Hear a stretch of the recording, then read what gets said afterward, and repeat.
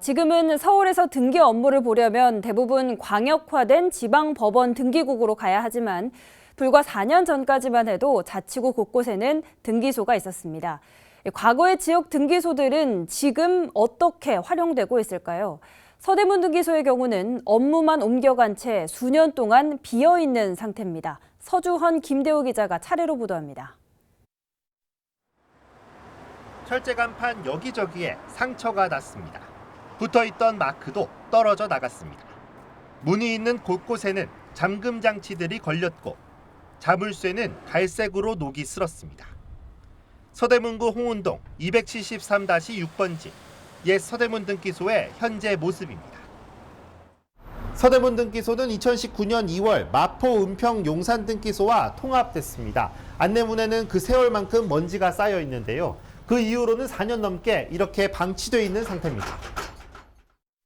옛 서대문 등기소는 인근의 재건축 정비구역에도 포함됐지만 아직까지는 존치로 결정돼 있습니다. 건물과 토지는 국가 소유입니다. 등기부 등본에 명시된 관리청은 당초 대법원이었지만 용도가 폐지되면서 기획재정부로 바뀌었습니다. 지금은 수많은 국유재산 중 하나일 뿐 앞으로 어떻게 활용할지 계획은 전혀 없습니다.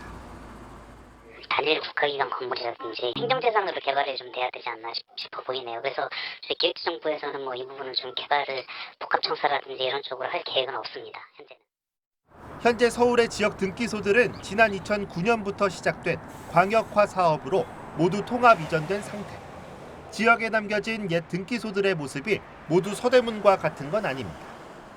옛 도봉과 영등포 등기소 자리에는 광역 등기국이 세워졌고 용산과 강남, 동대문 등의 건물은 법원의 산하기관들로 사용되고 있습니다. 송파와 구로의 경우는 공무원 관사가 새로 지어졌고 옛 관악등기소 부지에는 청년주택 건립을 위한 설계가 진행 중입니다. 드물지만 자치구가 부지를 매입한 사례도 있습니다. 이곳은 옛 은평등기소가 있던 자리입니다. 지금은 옛날 모습을 찾아볼 수가 없는데요. 별관은 도서관으로 바뀌었고 본관이 철거된 자리에는 임시로 거주자 우선 주차장이 조성됐습니다. 은평구는 법원행정처와 기획재정부 논의를 거쳐 324억 원의 땅을 사들였습니다. 주민들을 위한 복합 문화시설을 짓기 위해서입니다. 여기가 비어져 있다 보니까 주변 환경도 악화되고 슬럼화되는 현상이 있어가지고 지역 주민을 위한 복합 문화 시설이 필요하다 이런 의견을 계속 피력하였고요. 여러분들의 의견이 반영될 수 있도록 협의체를 운영하고 있습니다. 은평구는 오는 6월까지 타당성 조사 용역을 진행하고 2025년 착공을 목표로 하고 있는 상황. 옛 은평등기소의 복합문화시설이 차질 없이 들어설 경우 통합 이전한 뒤 남은 등기소를 주민들을 위한 시설로 활용한 선례로 남게 됩니다.